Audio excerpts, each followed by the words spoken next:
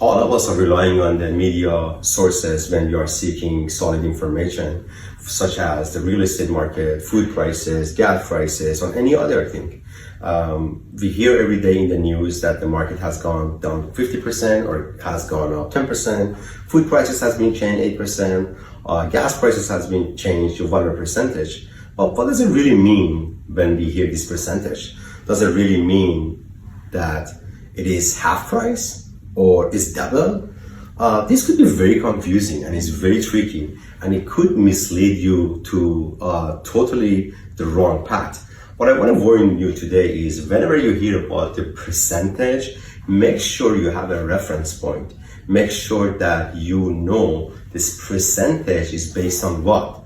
Based on yesterday prices? Is it based on last year prices? Or based on what? If you don't have any reference point in any stat, the stat doesn't mean anything. A stat could work for you, but it actually could work against you. So I want to make sure that you're always searching for percentage and also the reference point. This way you have a clear vision that what is really happening. If I hear that the market is 50% down, doesn't mean that I can buy something for half price. Is that true?